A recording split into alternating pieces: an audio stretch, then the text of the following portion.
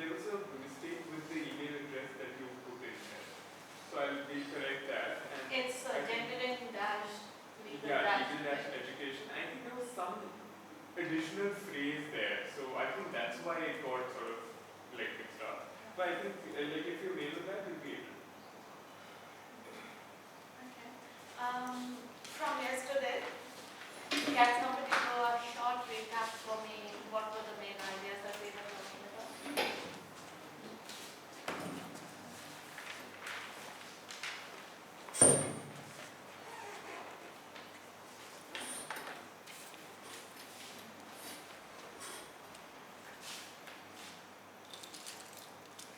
Nature of legal knowledge. Yes. Then we deal with the assumptions of analyzing the things we deal in everyday life and identifying the justification for that, and then reconceptualizing the legal knowledge. Then later we will deal with some liberalism and then things. Anyone else? Yeah, so we talked about why liberalism is a dominant, why there is a dominant, theory or dominant ideology which exists in a society. Then we talked about why liberalism in our context is the dominant one. Then we gave an example, the example of equal pay. We talked about how biological differences are used, in terms of justifying the discriminatory provisions. So then how we talked about through liberalism we cannot achieve the sort of equality we are trying to, because liberalism itself has its own set of standards for what we perceive as a human, because in its definition it talks about equality for all human beings by the birth of being a human. But then there are different characteristics attached to the definition of human, which creates the discrimination. So what we later on came to understanding that we need to be accommodative in terms of the needs of the People who are different. Yeah, people who are different in terms of achieving the true sense of equality. And we sort of also touched the line that everybody should have their own freedom to achieve the truth of the subject matter, and the dominant theory that shouldn't prevail. There should be scope for other approaches too. How would that scope for other approaches happen? How would those different approaches become, if you like, prevalent? This again coming from reading which you sent us, it's just like over and over usage of those particular or the reading differentiators as artificial reasoning may be used, or else natural reason or natural instinct that is accepted. Regular use of that particular thing became that made that particular thing or process Look like it's in a metaphor. Right. and this whole like arguments from both sides when we see different legal scholars, be it conservative, be it modern scholars. Again, there is conflict when we see someone saying that common law is unwritten, but again, whatever is unwritten was. Yeah, we'll come to that in a minute. That's for today. I'm just recapping yesterday. So basically what I want us to hear. Yeah, so about the new scope, I think we were trying to say that there are presumptions of dominant thinking. So if we lay out the presumption, then we can start questioning each reasoning behind those presumptions. Then we can come about we can find the truth from that. Yes. And also like how they follow what they consider law, but then how were they to decide what is law, and when another person might consider it to be something else.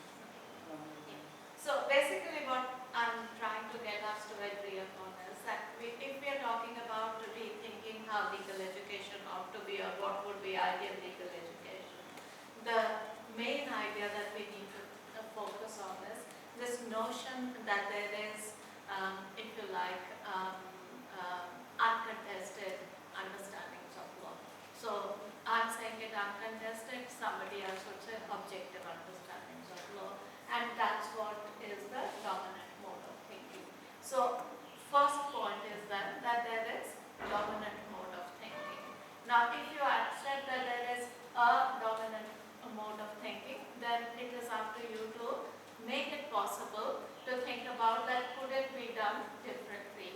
But if you don't think of it as the dominant mode of thinking, then it is like it's telling you the truth, it is an objective understanding that nothing more needs doing. Now, a lot of our legal education is about saying that how we think about law is that we give you objective views of the law. So, mainstream legal thinking, whether it is positivism or whether it is natural law, is basically saying that we can give you a understanding of law that is the correct understanding of law. Now, a lot of legal education then gives us these views and says to us that alright, positivism and natural law don't go hand in hand, but they are the ways of thinking, and you have to then see which one do you think resonates with you. But we don't go beyond that. What this unit is trying to do is say that how is it that positivism or natural law theorists are saying what they are saying. So you're not really saying that you're not allowed to say that. You're asking how is it that you have constructed your argument, and in both cases you will find that there is a claim to objectivity. That is, objectivity means that it is not a subjective view. That is, it is not only my view, this is how things are. So this objectivity of legal knowledge has been challenged by many people, including feminists. So with feminists then, the counter argument is, so feminists have basically said that, look, your theories of objective law don't ring true to me. As a woman, my experiences are different. What you say about the law doesn't sound like the law does all those things for me that you say that it does. The response from the mainstream to feminist arguments is that you guys are biased. You're only talking about women while we're talking about human beings. That's where we brought in liberalism yesterday to say that the liberal claim is that legal rights, or when the law talks about human beings, it is talking about a person, a legal subject, who does not take into account their differences.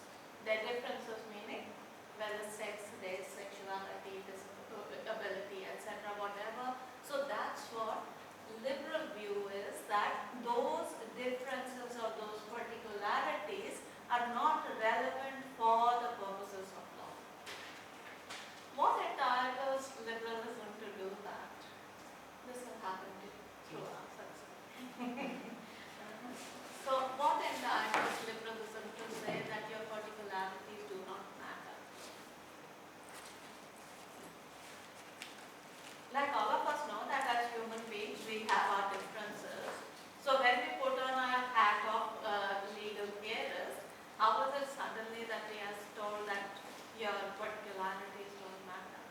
So there must be some argument that is being made, some step that is being taken in that reasoning, which is allowing them to do that. So liberalism's device, if you like, of making particularities irrelevant is to say that the legal person is different from the natural person. So your rights attached to you as a legal person, not as a natural person.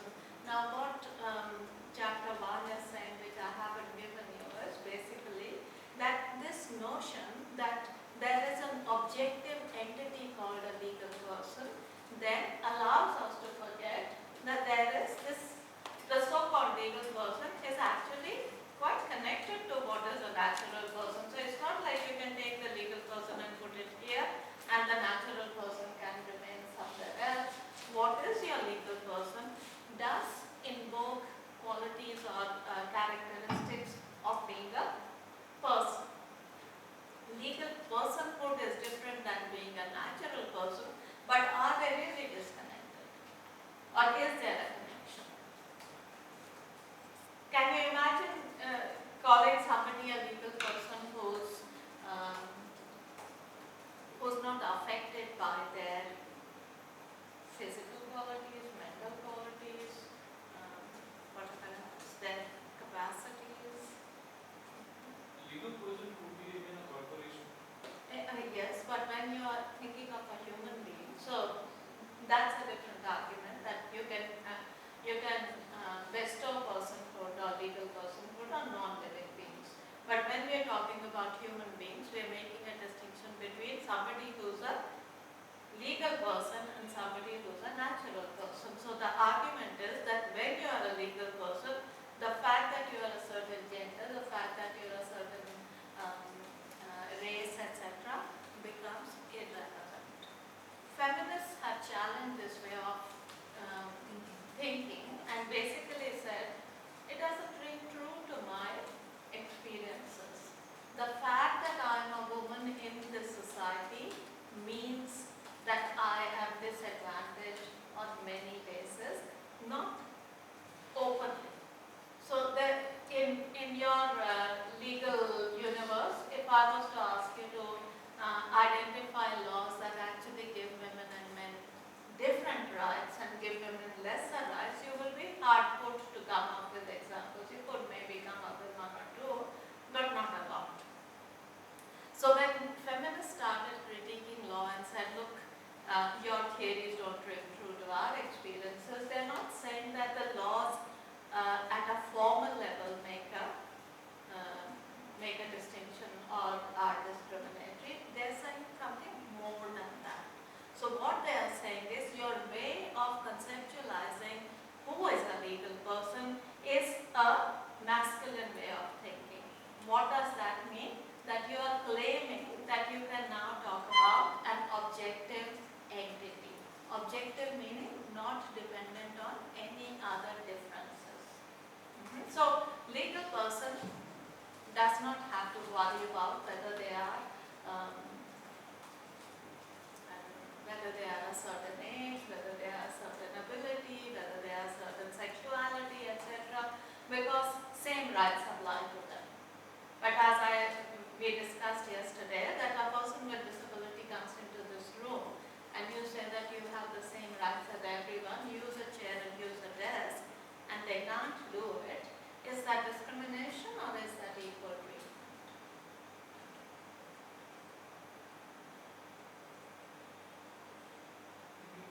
Special treatment. Okay, special treatment carries with it a connotation that you are doing somebody a favor. That is, you are not really up to our standard, but we will be very generous to you, so you are giving a gift rather than an entitlement. And can that be seen as a way of respecting the differences?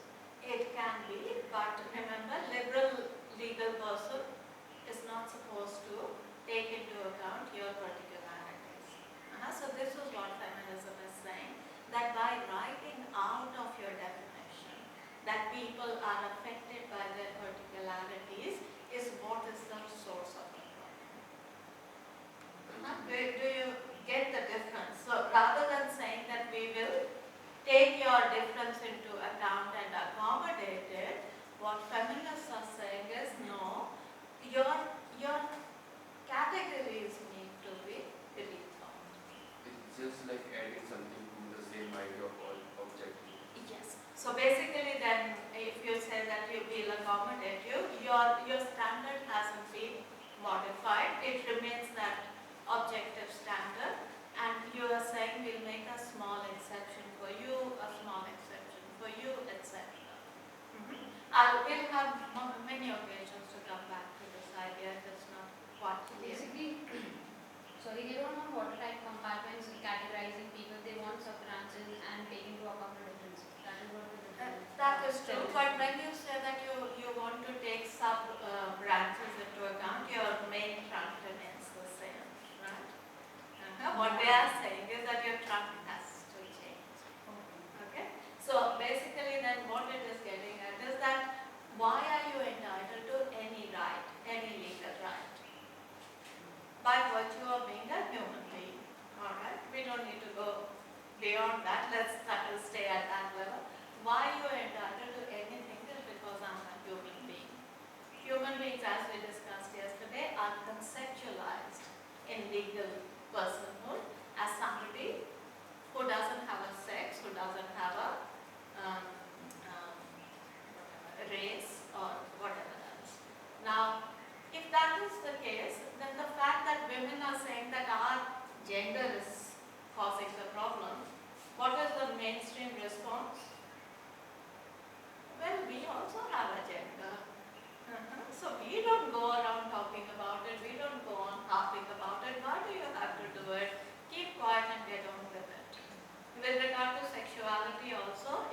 a person who is not a heterosexual says, my sexuality causes me trouble because of how you people behave, the mainstream response is, forget about it.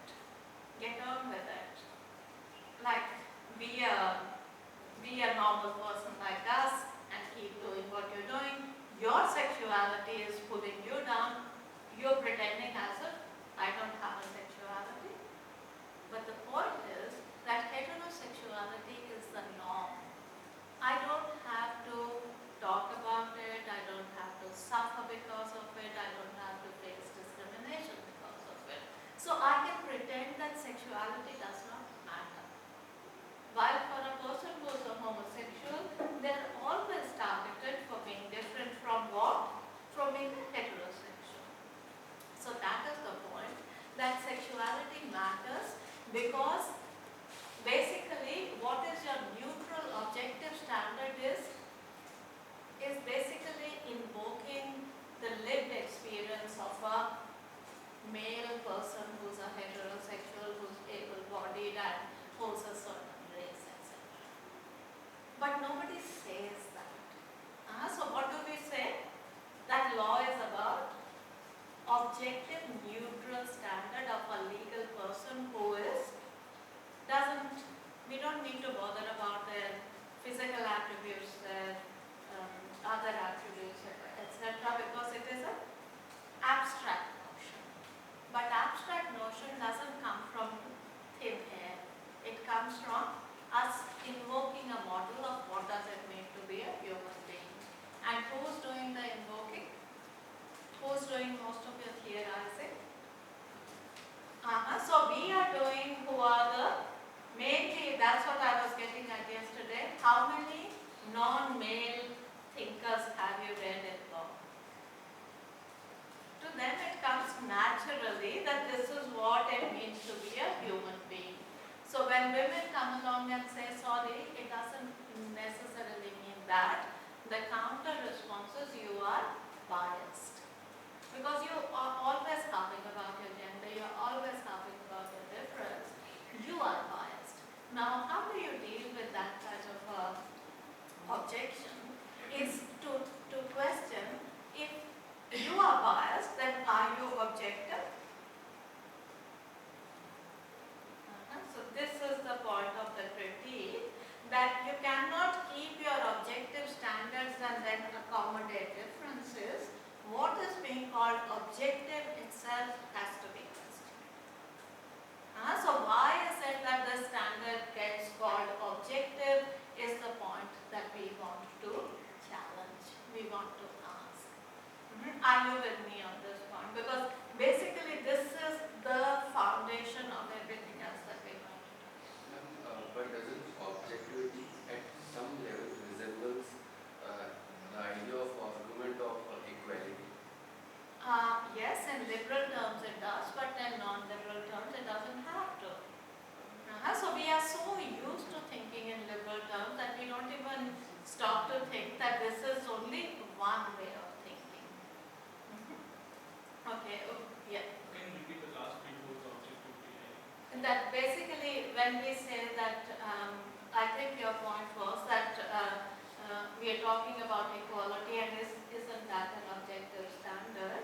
So what I'm saying is that liberal equality is considered to be an objective standard in liberal thought, but we are so imbued with liberal ways of thinking that we don't stop to ask, is it really so?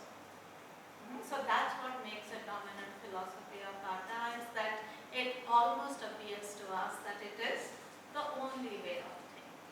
So when feminists are told that you are biased, the response is not that come on, join the club. The response has to be, let's examine what is it about mainstream thinking that is problematic. So what I'm saying is that this notion that you have the possibility of objective thinking is what needs challenging. So what will we end up with? Everyone has a perspective. Everyone comes from a perspective. Then how do we move forward? I think this, you think that, you think what you think is as good as what I think, etc. That's absolute relativism, doesn't allow us to move forward at all. So what stops you from saying that your view is better than mine and somebody else saying no, mine is better than yours, etc.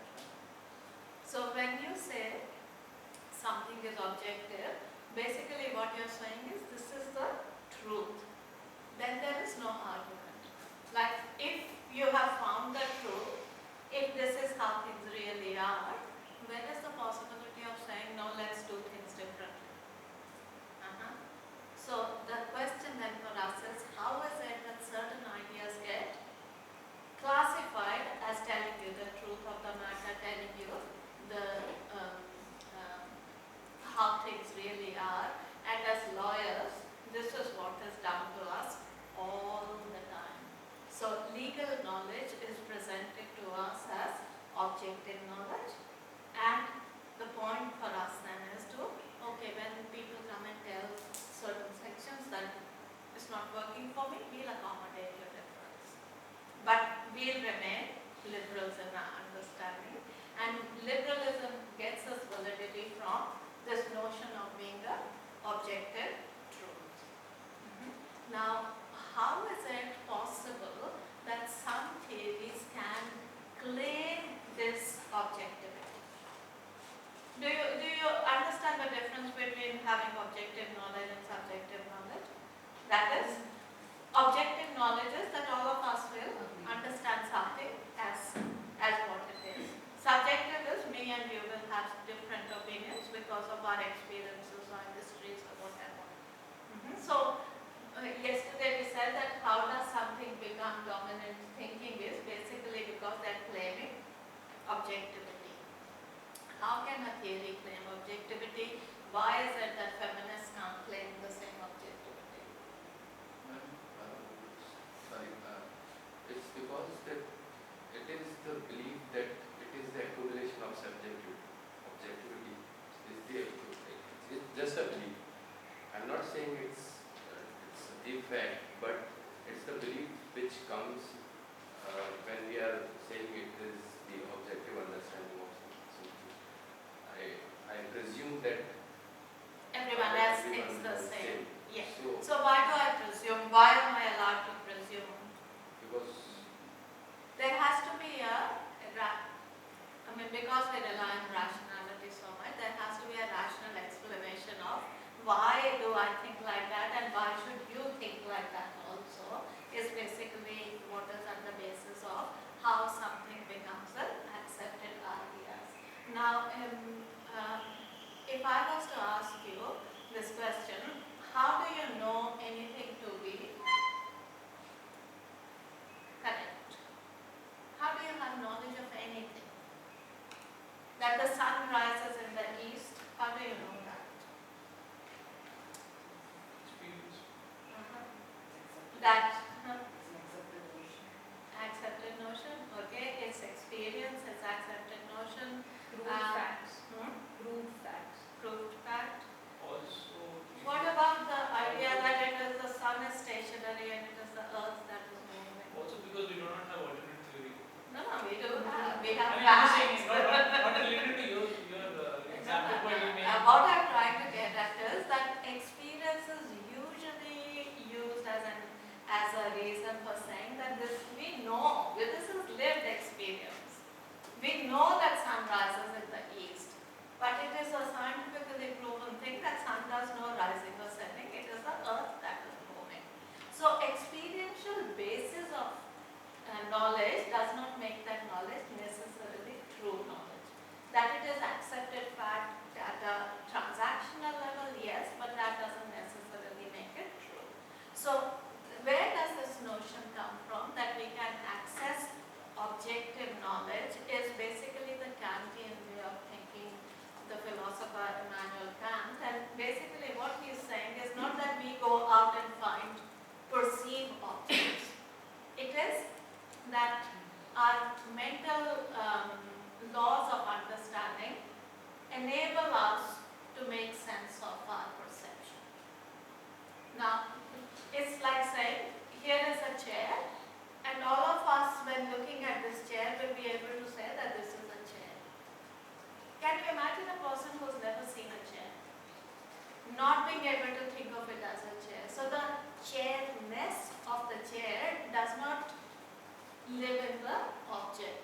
It is our ways of thinking that allow us to think of it as a chair. What Kant is saying is that our ways of thinking is more than just cultural training. It is that our minds work with what is called laws of understanding. These laws of understanding, according to him, are natural. That is, we are born with these laws of understanding, and because all of us have the same laws of understanding, we reach the same conclusion. So we don't reach biased understanding, we reach the objective truth, because all of us have this capacity for the laws of understanding that are in our mind, that are operating, that allow us to capture the phenomena that we know. Ma'am, can the laws of understanding be acquired again to No, experience? it's an inherent human capacity. So it's not an empirical capacity. It's like saying, what does it mean to be a human being? For Kant, it means to be a human being means that we have these laws of understanding as part of our minds. So, for example, you give the example of chair, but after that, once we explain the person that this is a chair, can't that become his laws of understanding that this is a chair? No, that's not. So that's the thing. So that's a cultural understanding. That's a learned behavior, etc. What Kant is getting at is not actually an empirical reality. So he's not talking of an empirical truth. That is, we know that all children learn to do these things. All children learn to walk at a certain age or something. No, that's not what he's saying. He's saying, what does it mean to be a human? Just like we said, what does it mean to be a legal person is that all your particularities are irrelevant.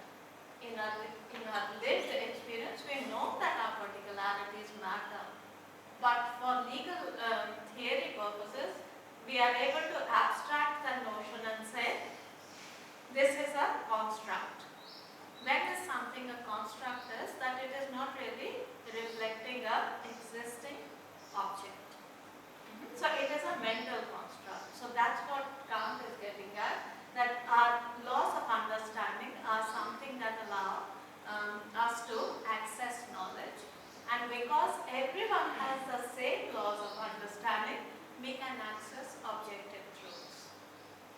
This is like the foundation of Western way of thinking. That is, how is objective knowledge possible is basically a philosophical idea. It's not an empirical idea. That's what you have to. Because can't also generalize the laws of understanding that each human has. Like, does it say that there is one particular, set of laws for? Yeah, but everyone has the same laws of understanding. So, what does it mean to be a human? If I was to ask you, how would you answer that question?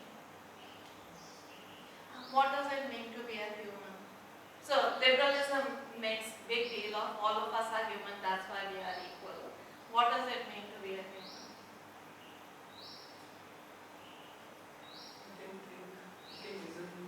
We can think, we can reason, what else?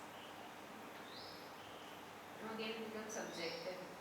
So this is a whole stream of thought in Western philosophy. Basically, Descartes' understanding of what does it mean to be a human was his famous statement that I think, therefore I am. Like, how do I know that I am? Is because I can think. What Kant is doing is, no, it's the other way around. I'm able to think because I am, and I have these laws of understanding. So they're not taught laws of understanding. It is just part of being a human being. If he is accommodating both cultural training and laws of understanding, No, he's not. he's not talking about cultural training At all. He's not acknowledging. So what he's saying is objective knowledge exists because all of us have the same laws of understanding, and that's how we reach the truth. I mean, it's a much more sophisticated theory than that, but this is the fundamental argument that is being made. Now you may be very unhappy with this. That's not the point. The point is that all Western philosophy is using this way of thinking. Ma'am, can people having same cultural traits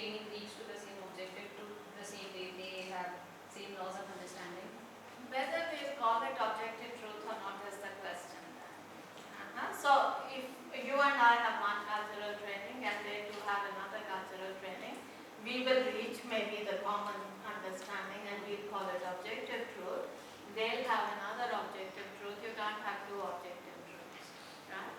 So this is the point of objective, that if it is objectively true, then it is really true. There is no variation.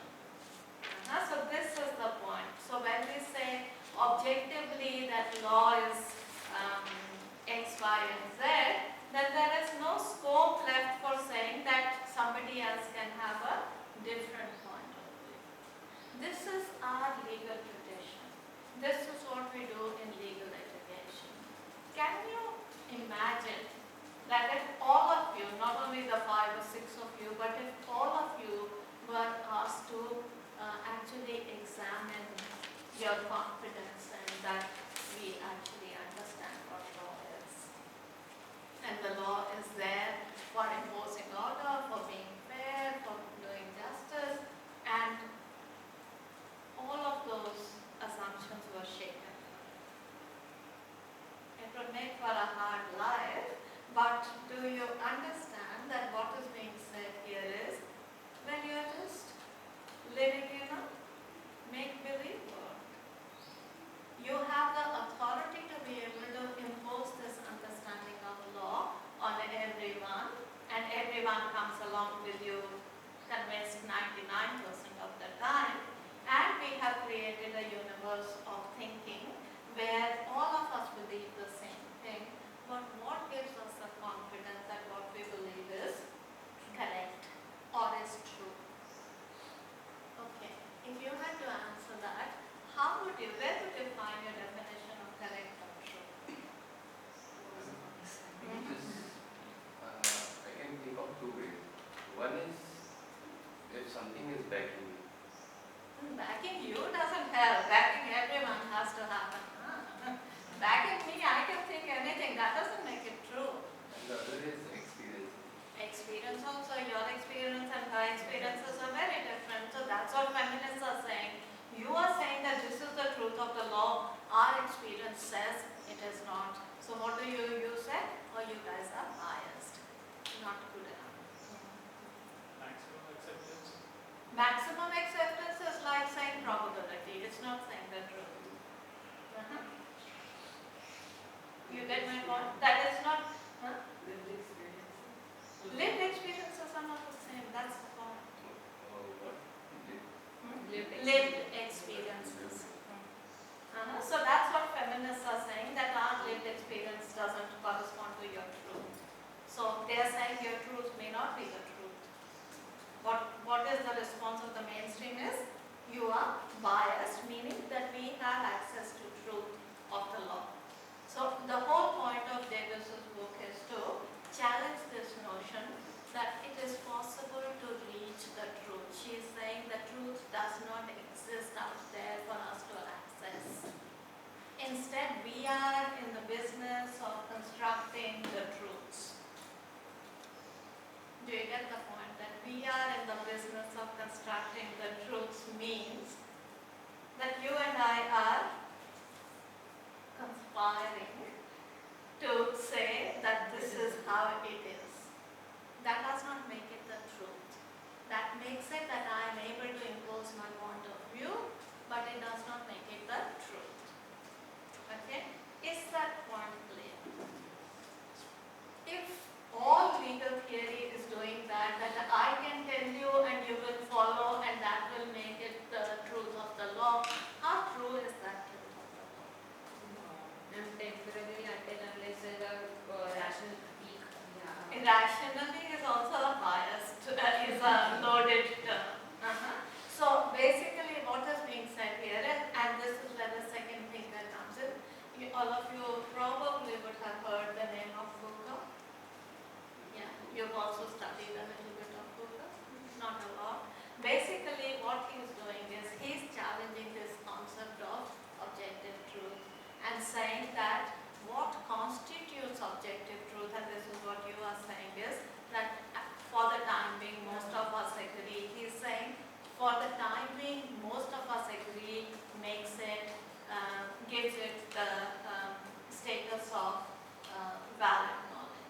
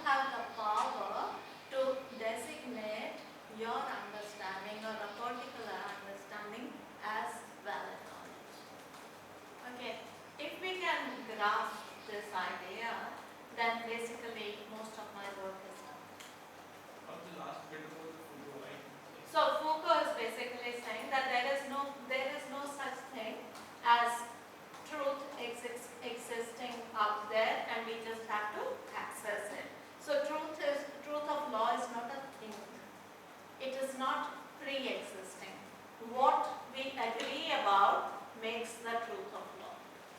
Who are the we?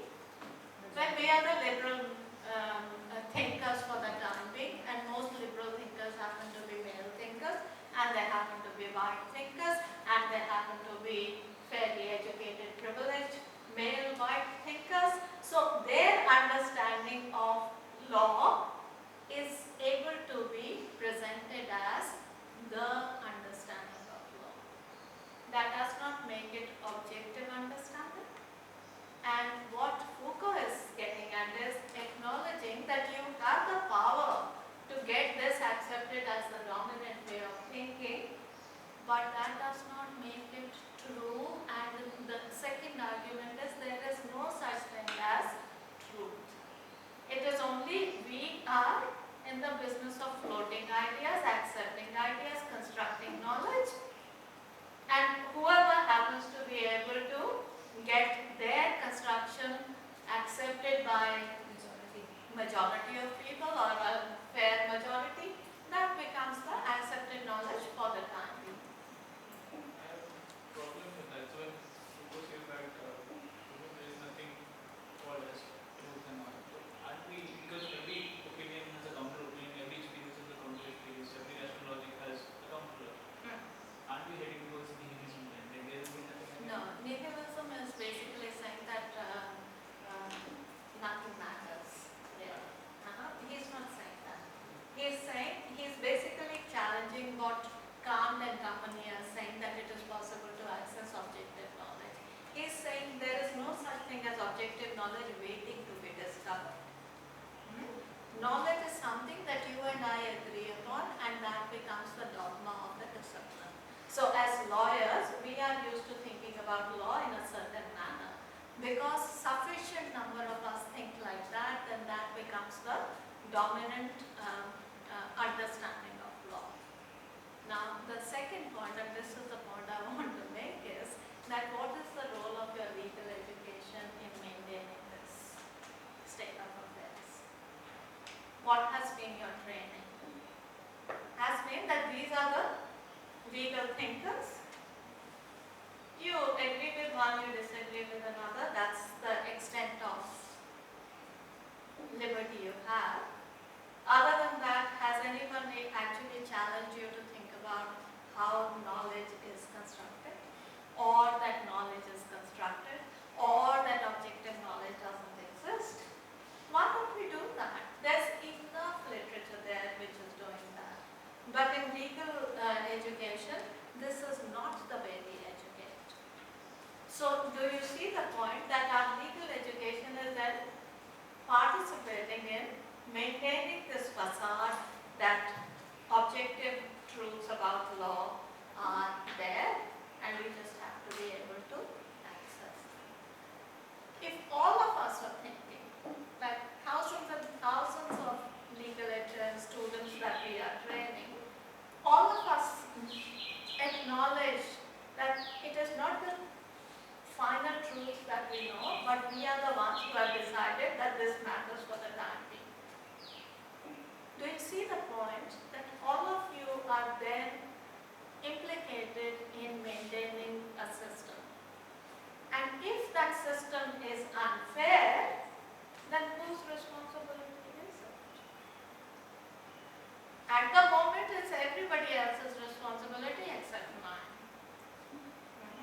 But if you took this idea seriously, that knowledge is something that we agree about for various reasons, not for the reason that it is a truth, objective truth, then consequences follow. Certain sections of society fall off the train. Who's responsible for that state of affairs? Can you really step back from it and say, I have nothing to do with it? So this is the point about what constitutes adequate legal knowledge or adequate legal education, is that we should be engaging in analyzing how legal knowledge is constituted. So for us to even start doing that, the first point has to be that you challenge this notion of that objective truth is possible. If it is not possible, then how is any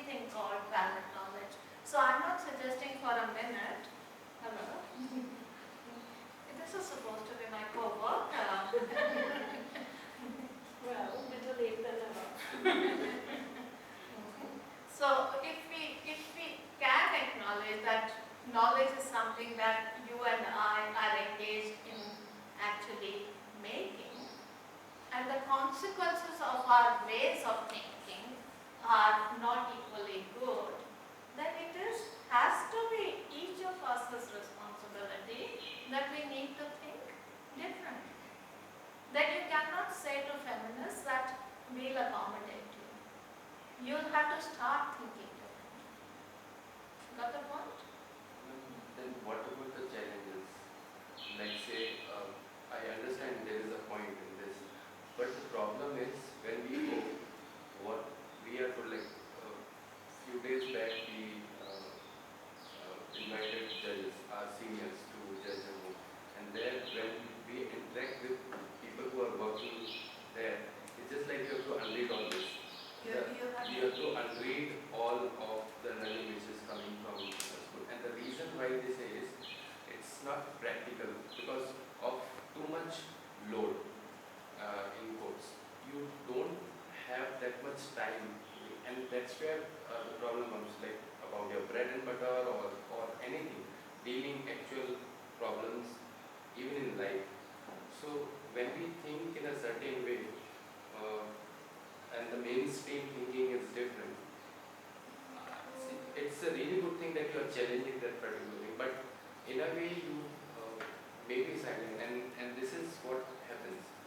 I'm not afraid, but I'm very curious to know how it will work. So it's not a matter of like I'm not afraid and I'll do the right thing. No, it doesn't work like that. It is a systemic thing. So I'm not suggesting that it is like the 6 of us or the 7 of us have this responsibility now to change the world.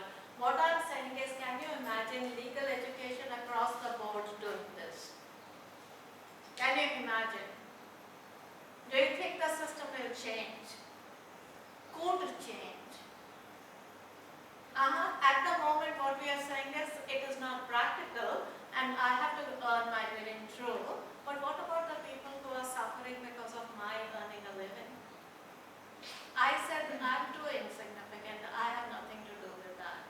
That's what I'm getting at, that you will not have the option of saying I have nothing to do with that if this understanding of knowledge being something you and I construct became the dominant way of thinking. So it wouldn't do anything to do it in a small group, to do it in 10 small groups. It can only work when it is across the world that we start thinking like that.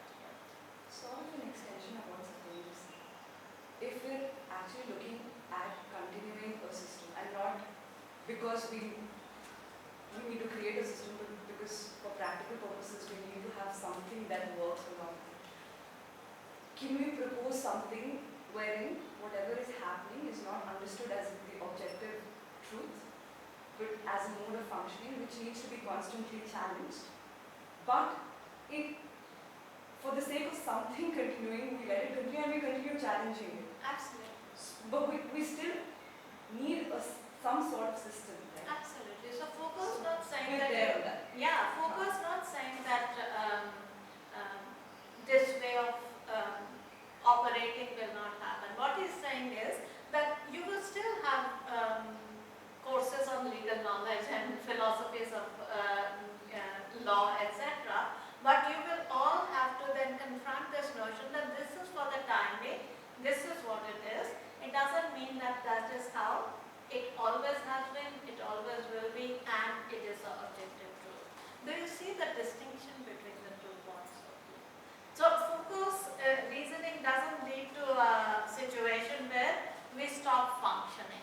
In fact, basically what he is saying is, how does disciplinary knowledge arise in different disciplines, is that how we think about, for example, sexuality. He gives you a very good historical, what he calls archaeology of knowledge. That is, how did we come to think like this? He kind of explicates for us, challenging the notion that there is something like objective sexuality. So there is heterosexual, there is homosexual. No, these are categories. But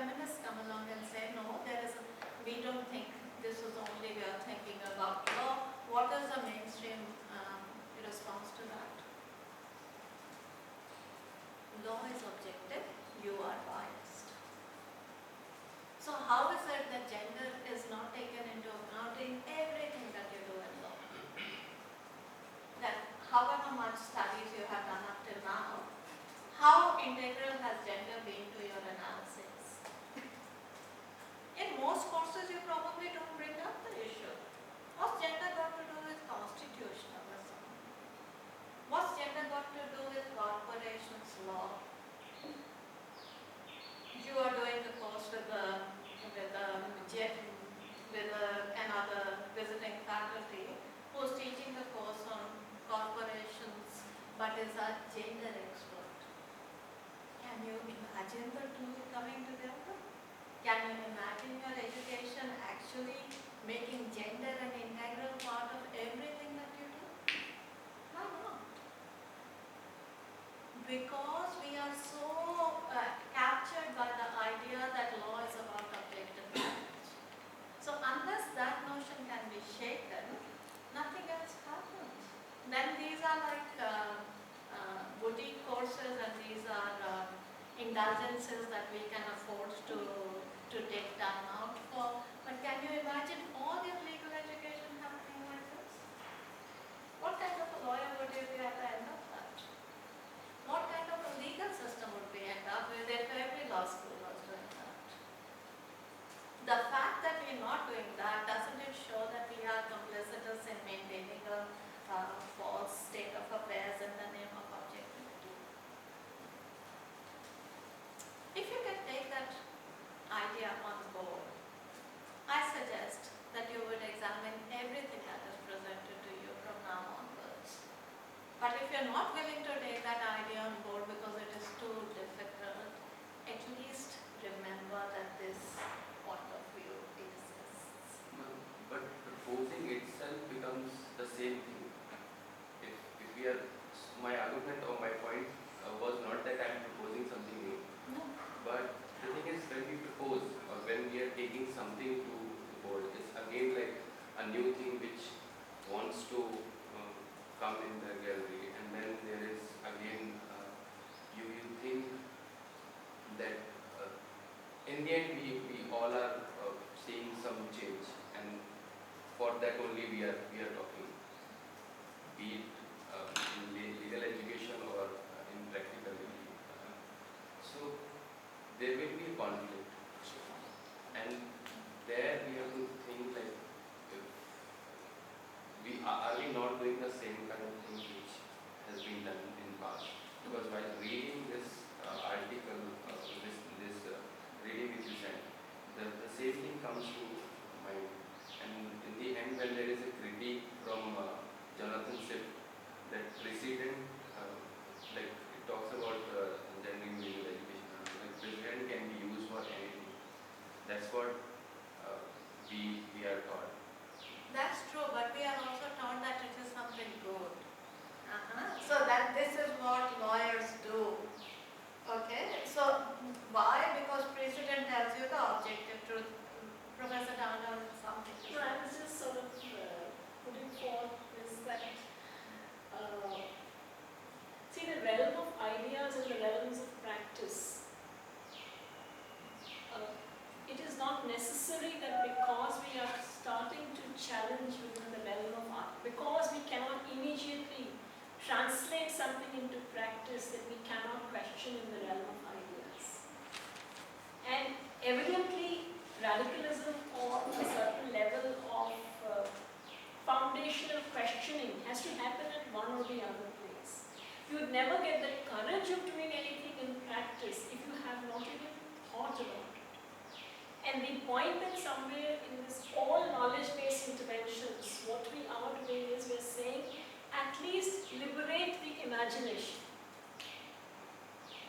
You know, at least liberate the imagination. If your imagination has been liberated, then the chances of your finding openings within practice are that much the greater. But if you are not going to allow your imagination also to open up, then you are going to do exactly this. Roti kamani hai, kya karenge, bacche hain, this and that. I can't be the only person who's going to reform the whole world. I'm absolutely convinced about it, but actually speaking, you are not.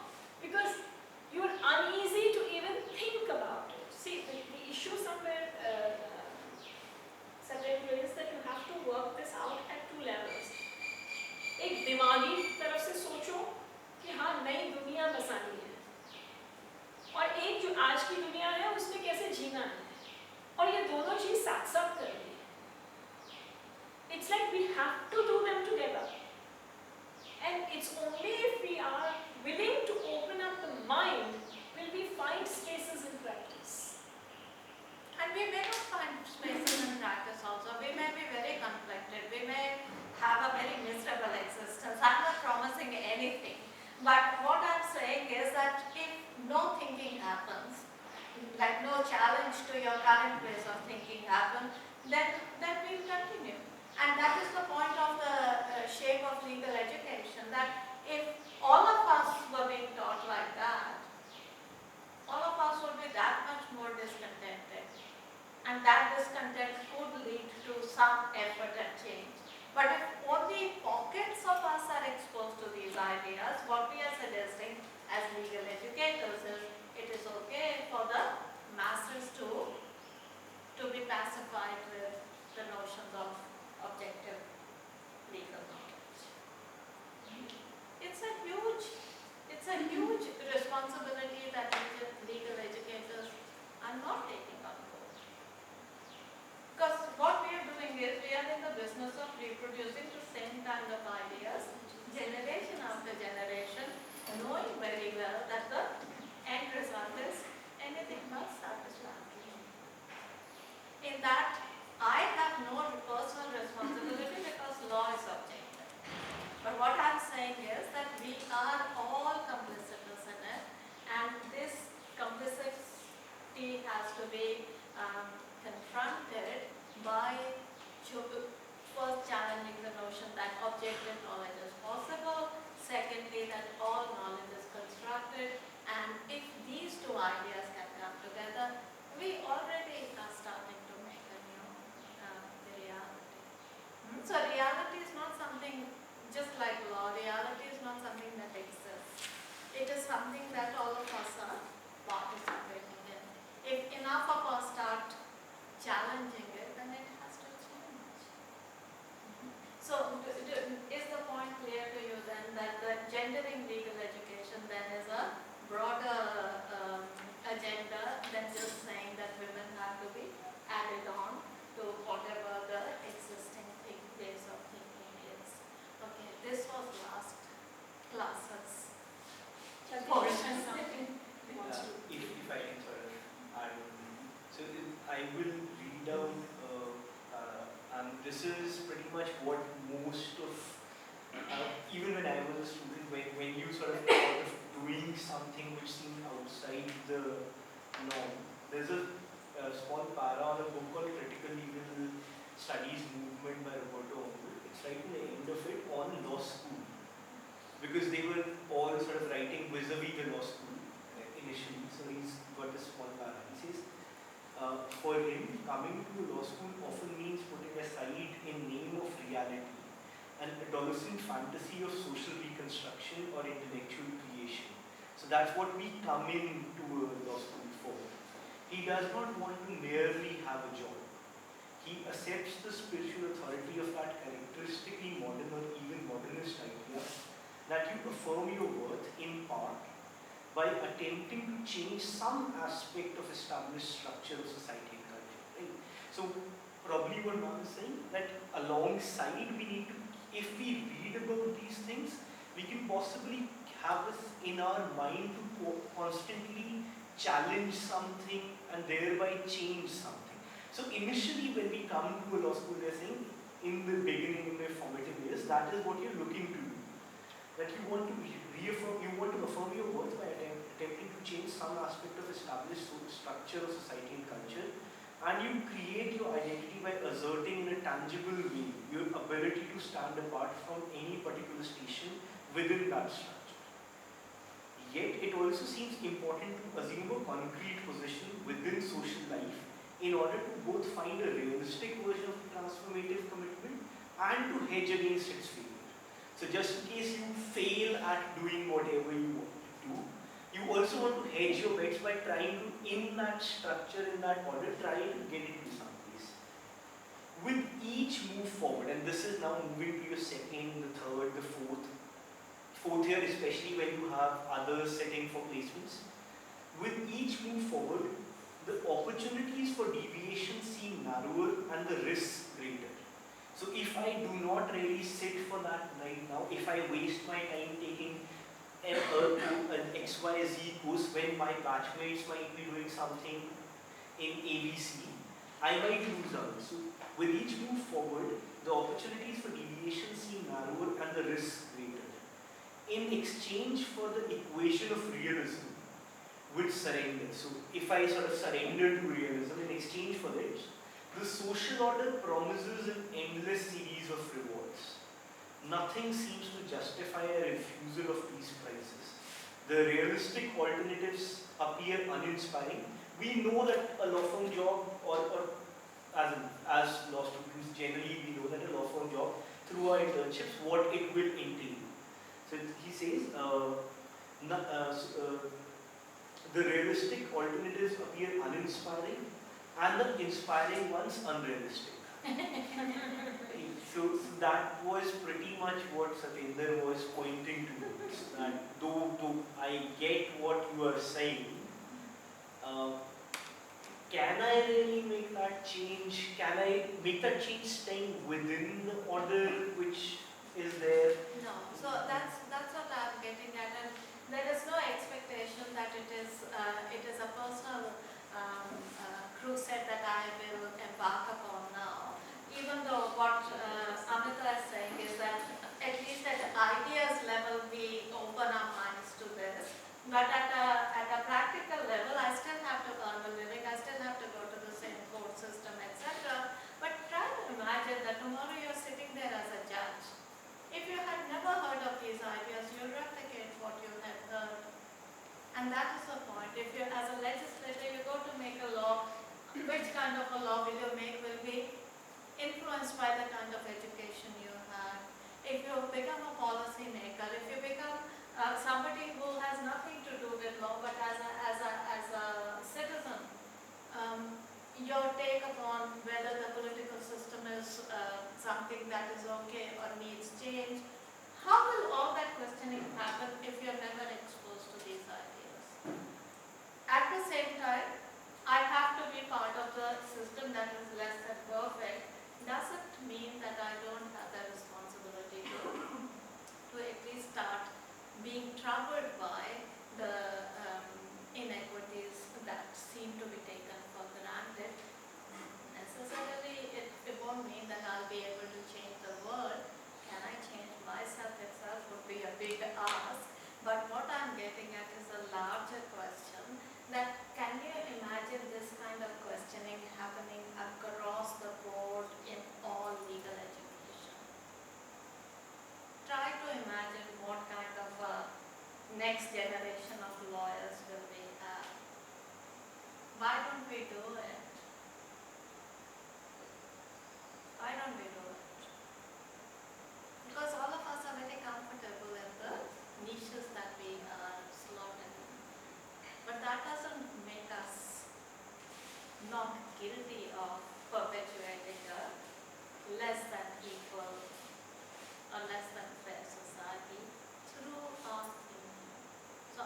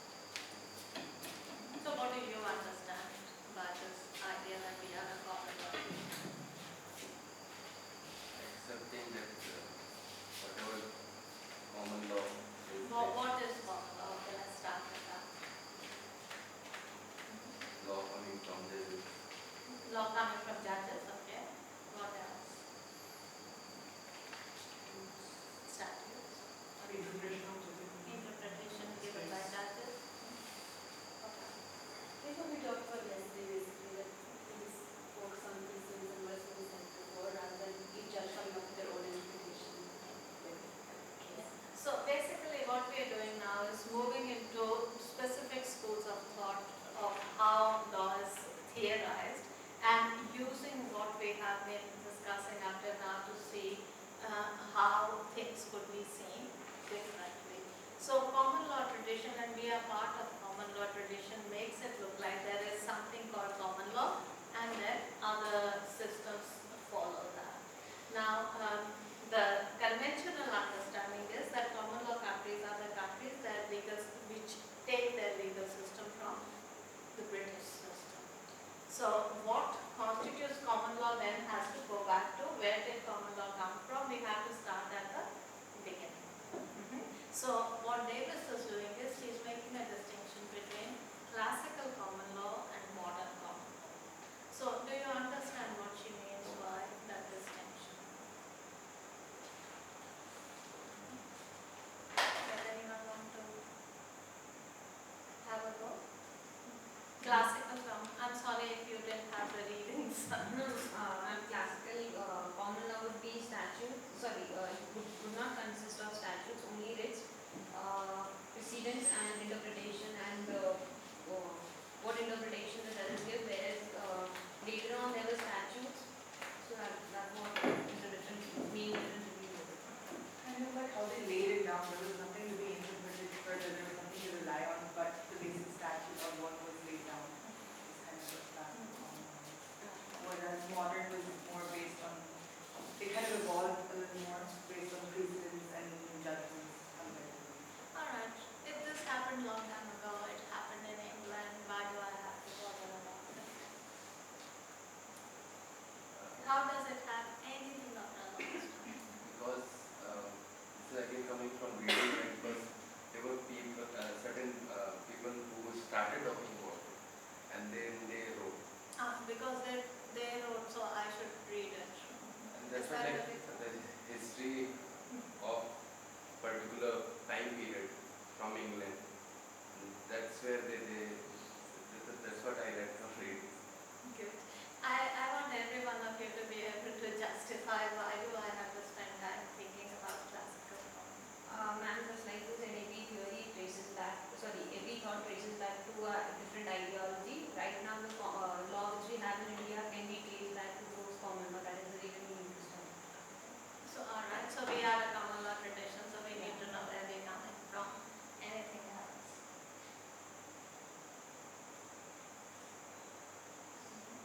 So we have also said that modern common law is not really the same as classical common law, so why not focus on modern common law rather than worry about classical common law? I mean, do we have the luxury of time to do that? This is sort of just dabbling in gaining knowledge or something more than that. What does Davis say? I think what she's trying to say is that the way in which we talk about law and what the role of judges and legislators and various agents of law is influenced by what classical common law thinkers talk about. So I think like as an example she cites Barr versus Harvard and how the judge sort of gives the judgment image.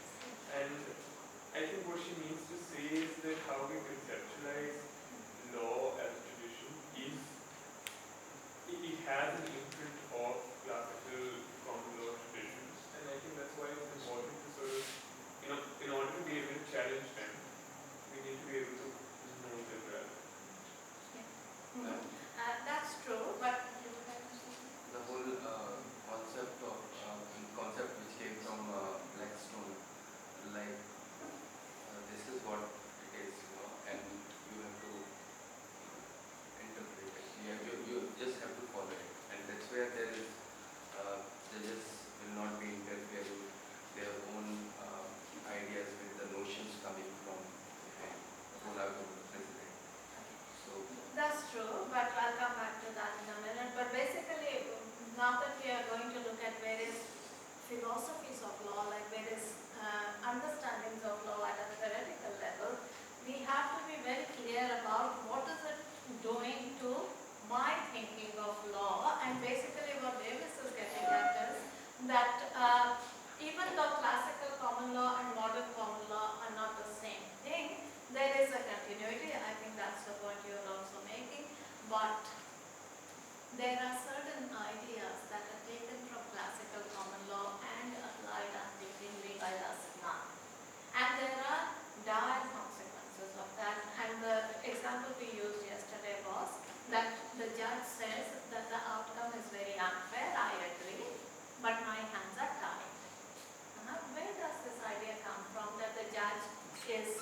bound by the law and that they are not really about doing justice. The entire idea that an individual should not influence the law, which is what Davis also gets at, that what the ultimate focus always has been is that if there is one individual judge that can influence the decision or change the law, then it can be called political.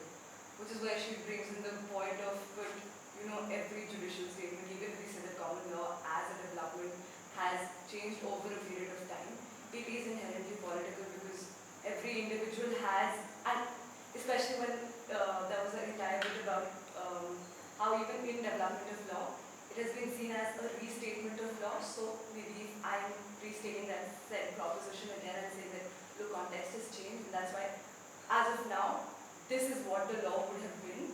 Even in that, making of that statement, I am in fact being political and am imposing my own view in there. So, yeah. That's very good, but do you see the point that in all this discussion we are talking about the law as there and the judges are simply accessing it. But how common law has developed, and this is part of the literature, so nothing new, is basically that judges are not, like the law is not there and judges are finding it. Judges are, what is common law is collection of judgments given by judges at the, in the past. So when you understand the political context of what the judges are doing in that historical period, in that geographical time, can you make the argument that judges are simply finding the law and applying it? Basically, when judges of the English realm, of the English king went around the country solving disputes, where did they get the rules to solve those disputes from? Were basically from the local customs. So the business of the judges was to find the local customs and use them to resolve the disputes. With the traveling judges who became kind of a small group who could talk to each other, who found out what each other is doing, it became possible for them to start saying that this is the principle that I used in area Y, it probably could be used in area B also, etc. Now, I was kind of like, just as you were raising this issue of that, all right, why do we study classical canon law at all? And leaving that answer aside, just the point you were making now, I was just wondering, it's extremely interesting that to a large extent we read classical common law, or our entire way of looking at the inheritance of common law is to give it a certain standing, a stature, a majesty, that this is like coming from the common law. And consequently, the point we were discussing a moment ago when we're saying that, all right, this is the law, the objective law from which we draw on and solve things. Whereas if you look at the actual genealogically trace the common law was about problems surfacing and finding law to solve those problems. So it was absolutely the other way around.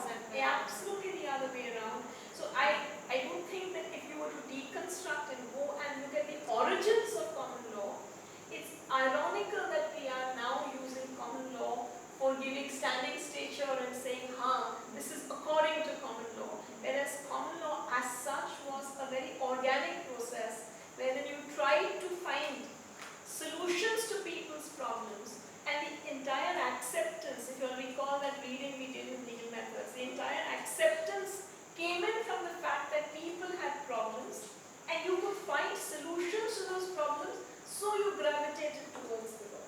Yeah. And now you're saying is, we don't care what your problems are. This is the law and we're going to apply it. Yeah. So do you get the point that we are so used to the idea that law is something that is imposed, that doesn't have a necessary connection to communities, to people's actual lives, etc. While the origins of common law, as Amanda is saying, is the other way around. That is, judges of the king went around the realm trying to solve people's problems by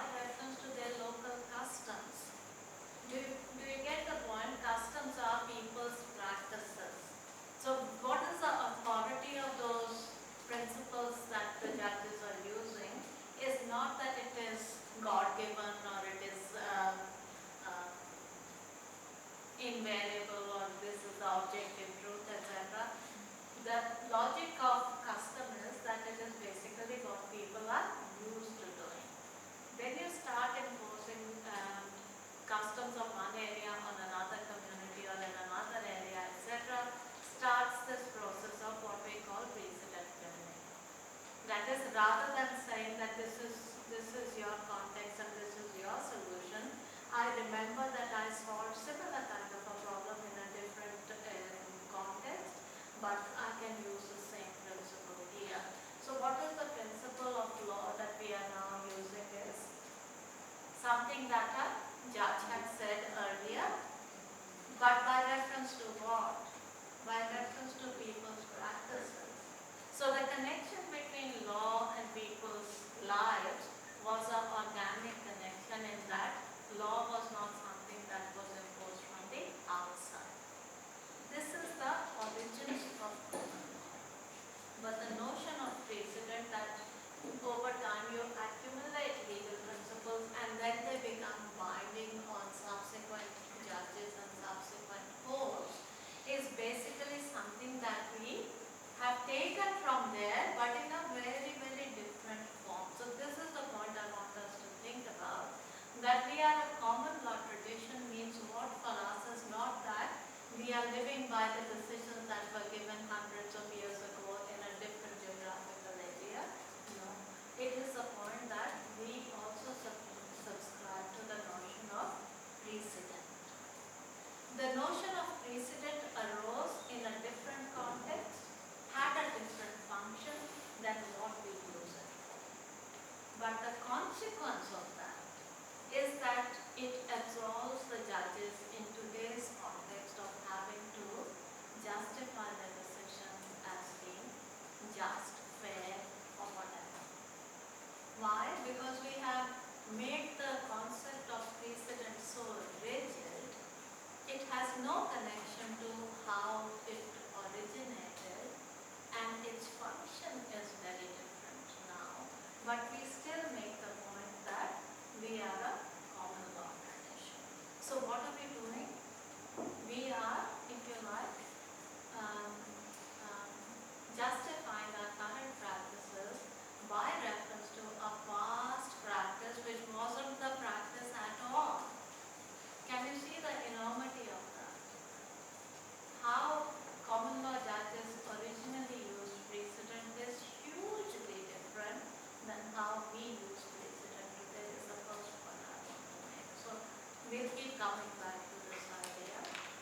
The other point is that when judges are using custom to resolve people's disputes and creating this body of what we are calling precedents, are the judges in the business of making law or applying it? This is a dichotomy that we are very familiar with. So originally when judges were using local customs to make the law and apply the law, so what were they doing?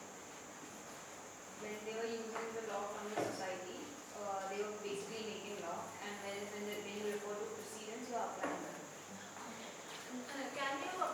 Do you know the distinction between custom and law? By definition, custom is not law. So the positivist understanding or the modernist understanding of law is that law is different than, other than custom, politics, force, religion.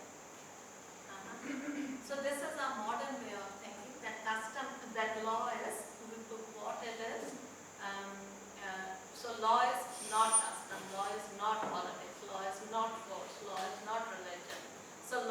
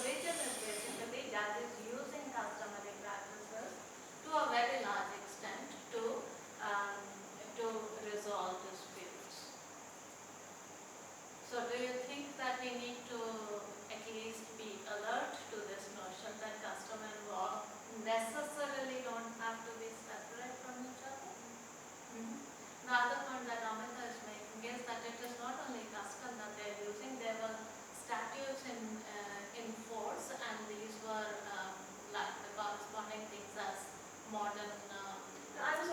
What I had in mind also was the absolutely, let's say, the original kind of thinking, when you look at, say, Dr. versus Stevenson, and the entire exposition which comes in from there, is somewhere drawing from the whole scriptural notion of loving your neighbor and who's your neighbor, and from there developing a basis of manufacturer's liability. But basically coming in from the fact of that you're faced up with a problem And you have to find a solution. An injustice is happening, and an injustice, if you're not going to address it, if you don't find a remedy for it, then to that extent you're denying somebody their rights, and that is problematic. I was thinking I'll come to that when I talk And about basically I felt that, okay, also because you asked that further question of making and applying law, that's a very clear, the kind of analogical, you can say, reasoning which is being developed was evidently creating a whole set of norms. Sure. But common law, and I don't want to jump into that. Yeah, I agree with what you're saying, but think about it, that in traditional understanding of common law, the judges are not making law in the modern sense that we know of. So if they are not making in the modern sense that we know of, where are they finding their principles or rules that they want to use? They are finding it either in customary practices, they are finding in general principles of behavior, or they are finding it very few statutes that exist also. But most importantly, the fiction is created that judges are not making law but declaring. Okay, this is something that I want all of us to be thinking about, that the declaratory theory of classical common law gets out of this problem of are the judges making law or not by saying that there is no making happening, it is the judges declaring the law that already exists. Whether it exists in religion or in other principles or in community practices, etc., we are not going there. But it is very clear that judges are simply declaring the law. That is, judges have access to what is already there, and their business is to declare the law. Now, why did we think like that? I mean, it's very imaginative thinking, but why did we need to think like that? Why couldn't we just say that judges are making the law? All of us do know that they make the law, but that's not what we say. And right from the beginning, we haven't said that. Why not? So then we can establish the objectivity of law. Objectivity, yes, but more than that, this is a tussle happening between the king and the judges. So the judges at this historical time are the ones who are reacting to the centralization of power in the monarch, and they are reacting against this notion that the king can declare the law and the judges have nothing to do. So the whole notion of applying or making law makes sense only if you understand what is the political context in which this development is happening. Now think about it, that happened hundreds of years ago, and we are still living with that distinction, and we take it on so seriously to the detriment of like the modern day judging, that even Stephen versus Donahue kind of freedom to the judges is no longer available, because we have made the notion so rigid that judges can only ever apply the law.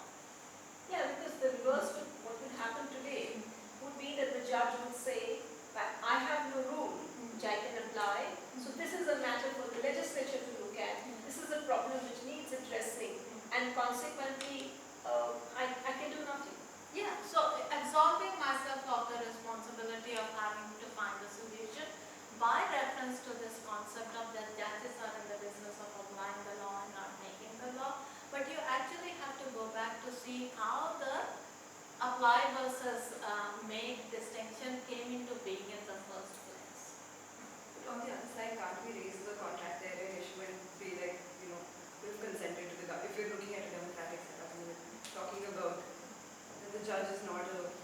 standard argument of the judge is not elected, what is holding him or her accountable, so on and so forth. So won't that be an issue? It can be. So that is the modern rationale for why the judges should not be making the law, they should only be applying it. Definitely. Yeah, but we only have to contend with that problem because we have inherited this notion of precedent. Okay, think of it very, very carefully, and I made this point yesterday, that it is only in common law that we have the doctrine of precedent, we do not have it in civil law. Now think about it, that initially, why did precedent come into existence?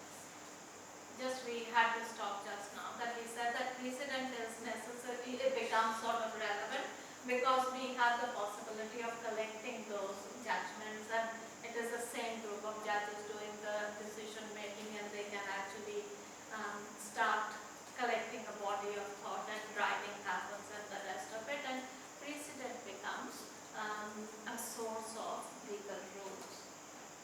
Now precedent as a source of legal rules is saying what? It is not saying that the judge made a decision in this situation and that was the end of the matter. His business was to resolve the dispute and he did that. No, what we are saying is that the judge made a decision, but there is a legal principle coming into existence, which is what the binding precedent is. So are you with me on this point? So binding precedent is not that my neighbor got 50,000 and I got 20,000. No. The binding precedent of such a decision would have to find a principle that was used to make that allocation. So what are the judges doing when they are creating precedent is not only resolving a dispute, but the implication is that they are actually formulating legal principles. Is that making law or applying law? So how does precedent build the rules of law? You cannot escape the consequence or the reality of this, that precedence, the stare decisis, the principle of stare decisis is not that decision will be applicable in the next context. It is the principle that was used in that context. And this is the point that Amita was making, that they're not only using customs that exist, they're also using principles of conduct that is considered proper at that time, and making them now into, or giving them that mantle of being legal precedents, binding precedents.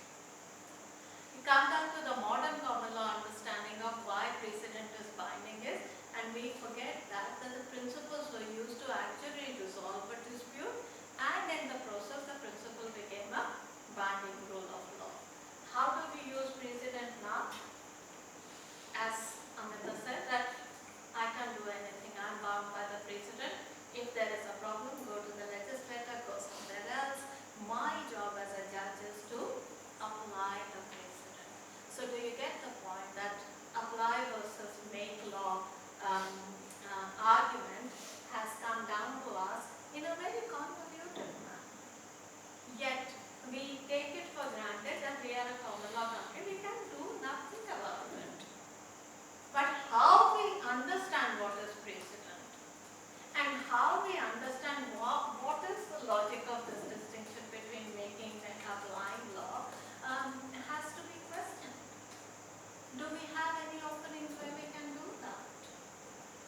In your various legal studies that you have done up till now, how often have you been able to question the concept of precedent? And if you haven't, then why not? So we are perpetuating this notion that that binding precedent is a non-negotiable principle of common law. Yes. Yeah.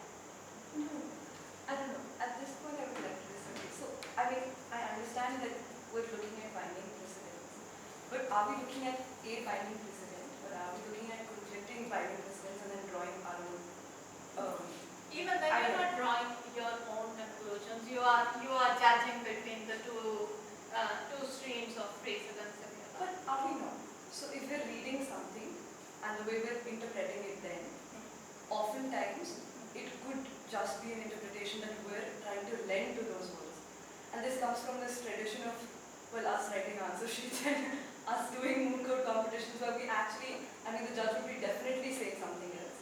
But the kind of understanding we're lending to what the judge is saying would definitely not be original to us, but could actually also be an assortment of what many other people have said. And then I'm not saying that we are not confining ourselves to what something that has already been said, but it is not one single precedent that we're going at. In some sort, we're just like taking 20 other things, we're forming a new idea. And we might still be under the garb of, no, we're going by precedents, but in that aren't we creating something new? Absolutely. So do you see the point? That is applied versus making fiction is a fiction. Yeah. It has always been a fiction, but it has been concretized into a fiction that allows the judges and not have to worry about giving a fair solution or giving a solution that is workable. Instead, what its function is in modern common law is basically absolving the judges of responsibility of giving a fair solution. Why? Because a common law judge, the primary responsibility is to apply the law rather than make the law, and in that process they are not expected to worry about whether the outcome is fair or not. Do you see the enormity of this argument?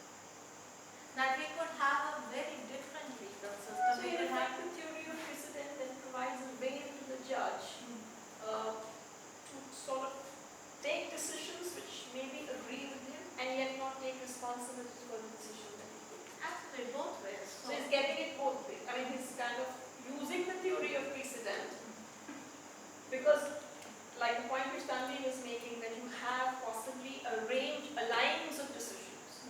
So I prefer one line over another line. That's a choice I'm making, right? And yet I'm still staying within the construct of the theory of precedent. I'm saying I am following this precedent because this is the one which is more applicable. I'm not saying I'm following this precedent because this is the one which is more fair or the most, like the one which I agree with. or will come up with a more just solution. Any of those kinds of, which is taking responsibility or ownership for the decision that you are making.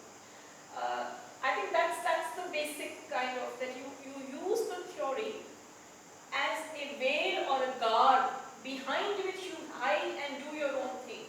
You don't stand up and say, I am doing this because I think this is fair and I am also supported in this by these people.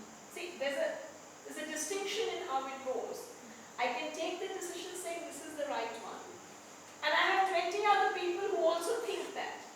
That is supportive. But if on the other hand, if I turn it on its head and I say, 20 odd people are saying this, so I am also doing it. It's like I'm hiding behind the 20 people and not, and I think there is a fundamental kind of distinction there. There is. And also I think this picks up Tanvi's point that why the judges can't do that is because we say that this is separation of powers. So our reason for keeping up with the distinction of applying or making law is that judges are not supposed to make law in a democratic system because they are not, they are not elected to do that, so the legislators are elected to do that. But think about it, whether it is precedent or it is interpretation. What is the judge in the business of? The judge is in the business of giving us the meaning of any rule. If we were not in doubt about what the law is on any topic, as I said yesterday, we don't need to go to the court. Right? The fact that we go to the court is that more than one interpretation is possible, whether the rule comes from precedent or it comes from statute. There is no way of pretending that the judge is not in the business of constructing the meaning of law. Then why do we keep on with this notion of distinction between making and applying the law? Separation of powers requires that of us, but do we manage to do that is the question. Just because we repeat the idea that the judges are applying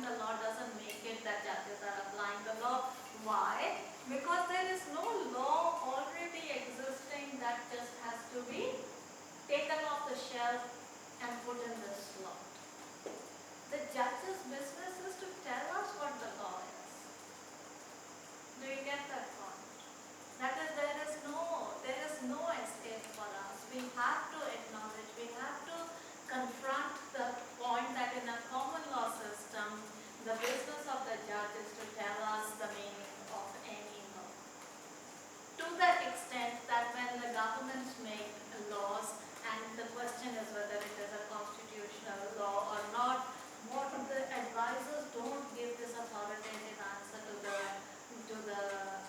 legislators and say go ahead and do it. They say we'll get legal advice. But that legal advice does not become final legal advice till the highest court of the country tells you whether the constitution can be interpreted to allow you to do that or not. So the point I'm making here is that we cannot escape from the reality, if you like, for the want of a better word, that in common law system, the meaning of law comes from the judges. Now we don't like that conclusion.